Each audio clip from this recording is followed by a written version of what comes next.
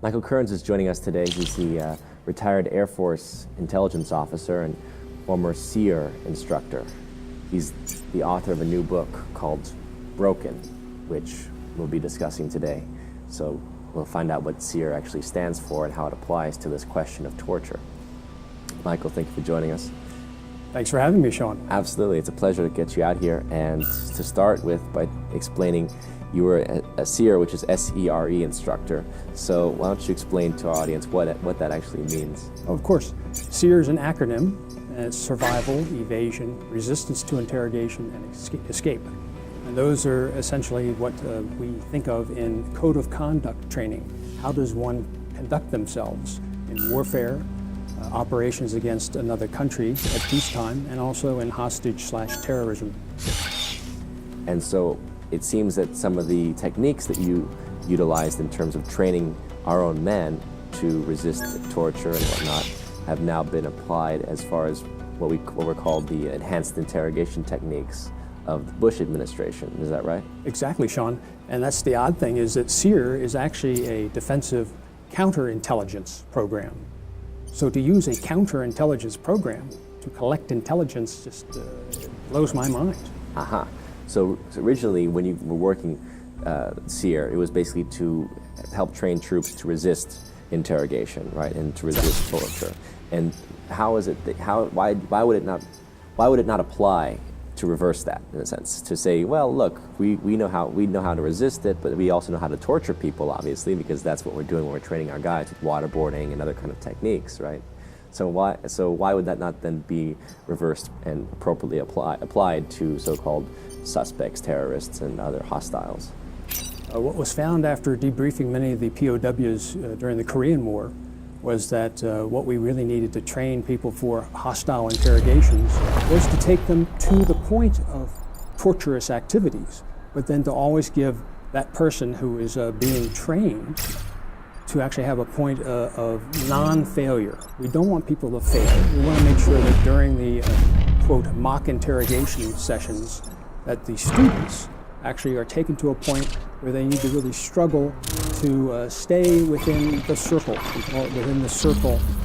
keeping one safe, making sure that one doesn't become compliant with another country or a terrorist group which would like to exploit us. Mm-hmm.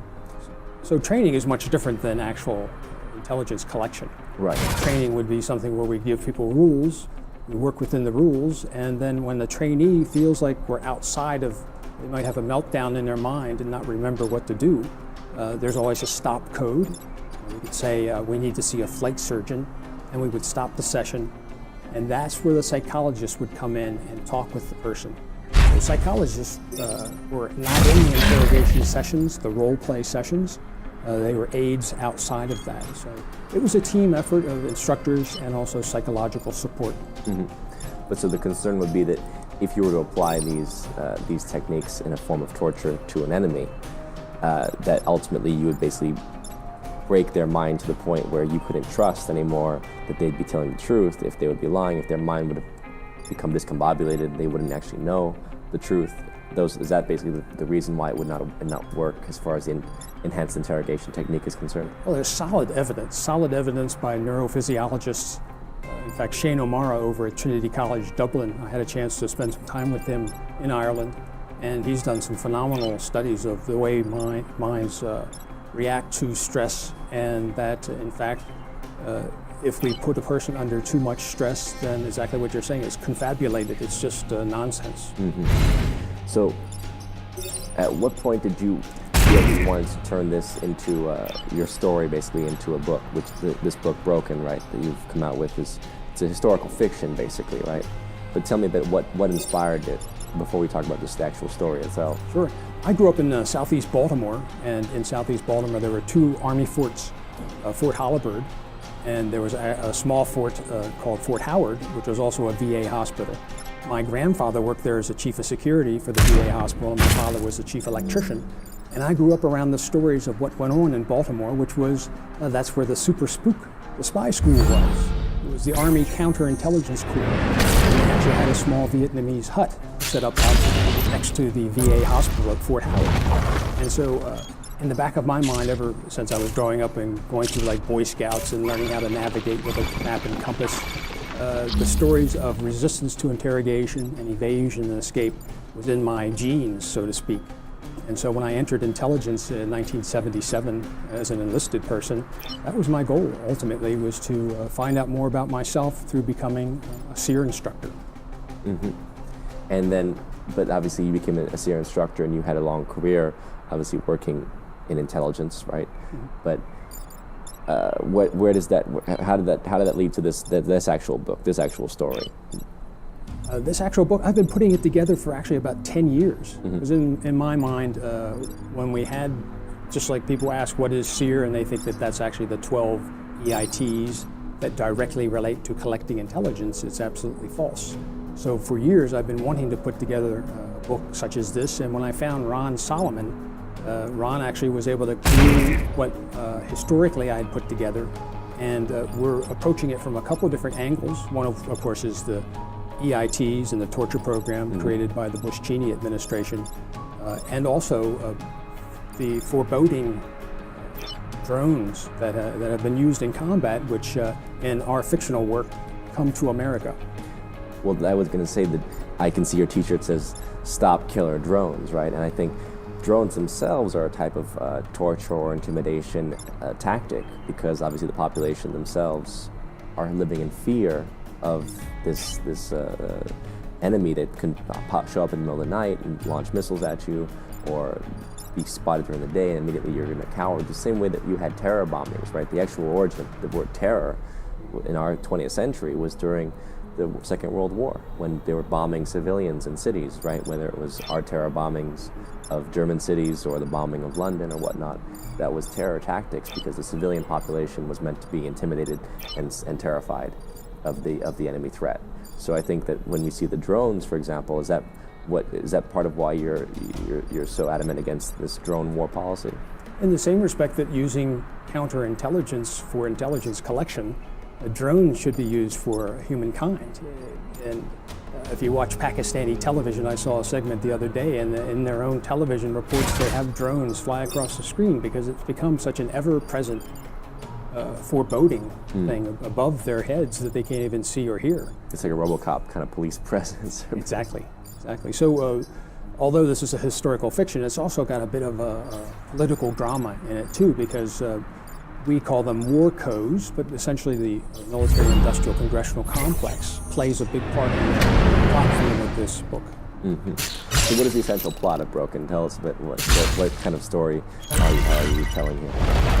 Well, essentially that torture doesn't work, that drones are oppressive, and that we have been misled for years to believe in the administrations, including the Obama administration, which now has targeted killing.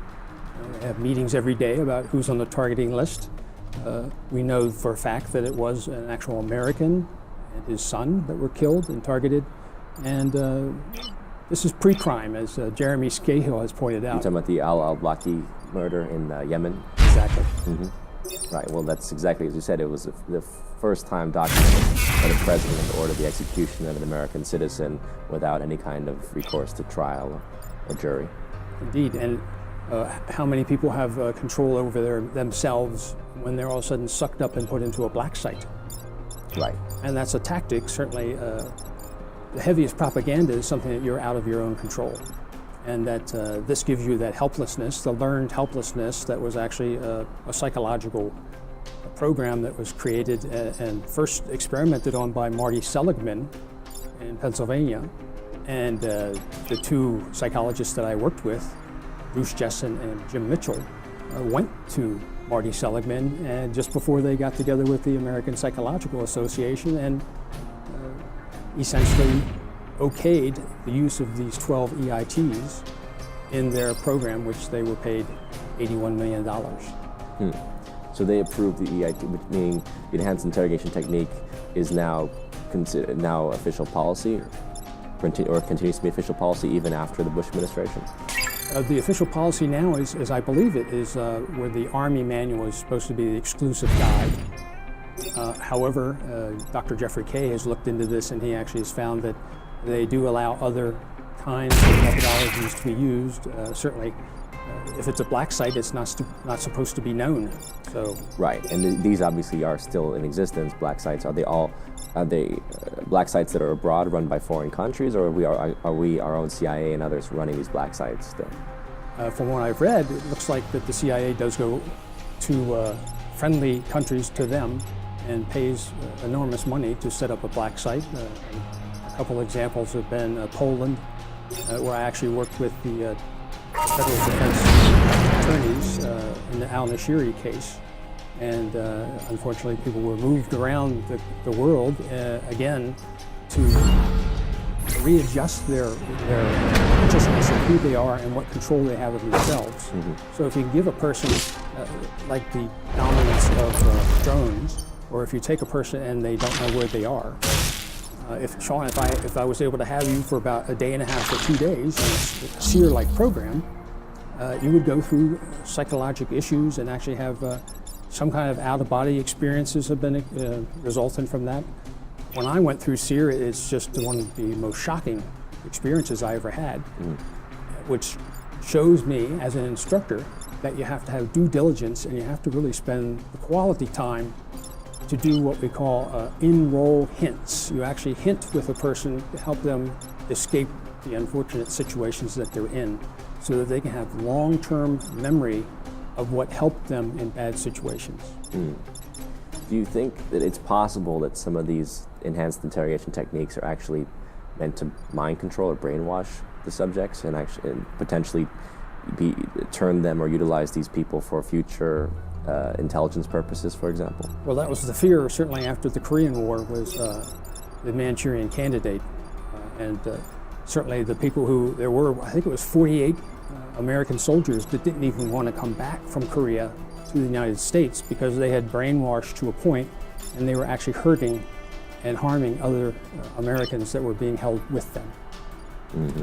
So it's still possible even for us to be utilizing these techniques, for example, with prisoners in Guantanamo or whatnot, to then redeploy them, having brainwashed them, to redeploy them for other purposes.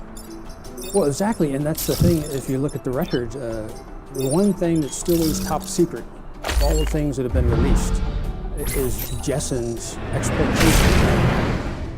And I suspect that one day when it's unclassified, that Jessen's exploitation plan lays exactly out what you're saying. That there was actually intentional programs put together to try and flip a foreign person, to make them an agent of the American government. Because when you're put under any of these very harmful and harsh kinds of interrogation techniques, all you want to do is escape the situation. Right. And